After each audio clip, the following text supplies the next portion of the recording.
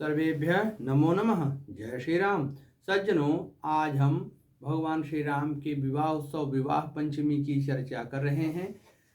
यह पावन पर्व इस वर्ष माघ शीर्ष शुक्ल पक्ष पंचमी 6 दिसंबर दिन शुक्रवार को पड़ रहा है। इसका प्रयोग किस लिए करना है, इसकी चर्चा कर रहे हैं, जो इसका मुख्य उद्देश्य है। विदित है पूरी दुनिया में भगवान श्री राम और माता जानकी का अक्षय संबंध। कुछ लोगों के दिमाग में होगा कि राम जी का वियोग हो गया, वनवास हो गया, उधर सीता हरण हो गया। इस बात पर बिल्कुल ना जाएं।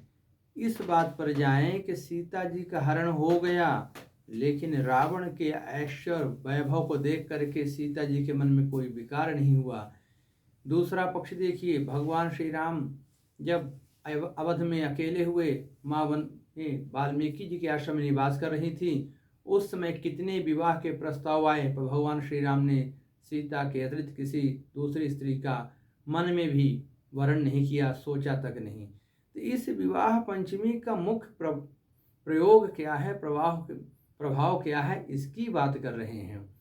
जिन माताओं बहनों को, बेटियों को ऐसा लगता है या कोई उनको ऐसी झूठी या सच्ची कोई कहानी बता देता है कि आपके पति का किसी और से गलत संबंध है या वो गलत मार्ग पर हैं, गलत सत्संग में हैं, कुकर्म में हैं, मतलब अपने दाम्पत्य जीवन के कलह, कलंक और कमी को दूर करने के लिए इस विवाह पंचमी का प्रयोग करें, जिससे अपने अंदर एक नारित्व, एक पतित्व का भाव आता है और बोध बना रहता है। कभी किसी प्रकार का मन मैला, तन मैला होने की कोई गुंजाइश ही नहीं होती है।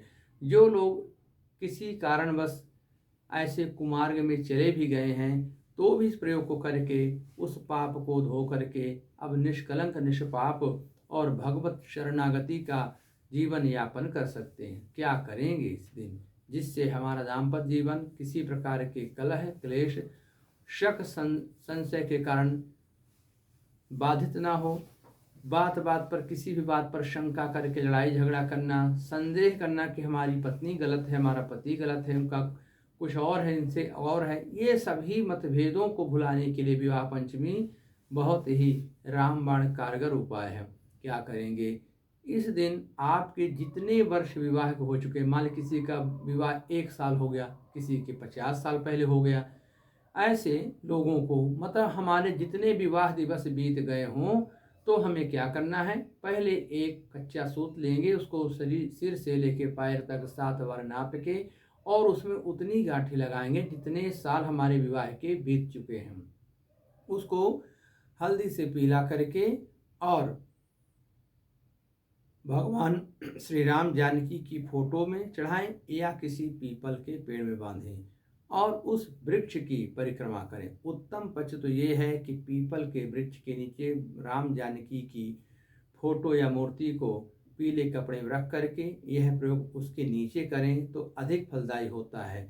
वहीं पर दूध हल्दी का बढ़िया घोल बना करके पीपल को स्नान कराएं, राम जानकी के पैर का प्रक्षालन करें। अगर आपको पीपल की व्यवस्था नहीं है तो घर में आंगन में तुलसी है, वहाँ पर राम जानकी की मूर्ति फोटो रख करके और पीतल की थाली में दूध हल्दी पानी का घोल बना करके उनका पैर प्रक्षालन करें, पैर धुलें और ये धागा उनको भेंट करें और कहें कि हमारे प्रेम की डोरी में कभी गांठ ना पड़े और जीवन में कभी किसी प्रकार का दरार ना पड़े, न किसी के मन में किसी प्रकार का शंका, संदेह उत्पन्न हो, न किसी के बहकावे में कहने पर किसी के धन, वैभव, रूप रंग को देख करके हमारे मन में मलिनता न आए। इस प्रकार का भाव, चाहे वो पति हो चाहे पत्नी हो, लड़का लड़की हो, वो ऐसे ही प्रार्थना करें।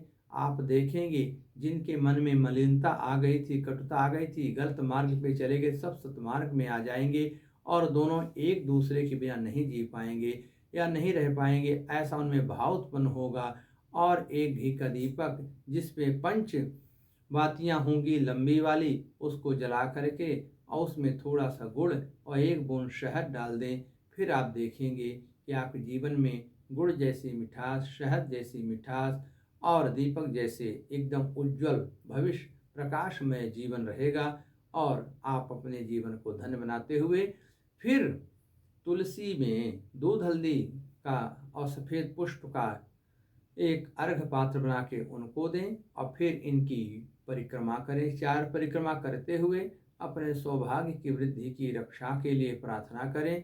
और आपने जो तुलसी में जो दूध का अर्घ दिया है उससे तुलसी माँ की मिट्टी जो गीली हुई है उस गीली मिट्टी को अपनी नाभि में और माथे पे लगा लें और उसी मिट्टी को फिर लेकर के और अगर ये पत्नी ये प्रयोग कर रही है तो पति के फोटो में लगाएं, अगर पति कर रहा है तो पत्नी, मतलब एक दूसरे के विपरीत करके यह काम अकेले भी कर सकते हैं, जोड़े भी कर सकते हैं। जिनका सब कुछ अच्छा चल रहा है और अच्छा चले, सबसे अच्छा चले, वो भी इस प्रयोग को कर सकते हैं। अगले वीडियो में कुछ नई बातें लेकर के आएंगे। आपका जीवन मंगलमय हो।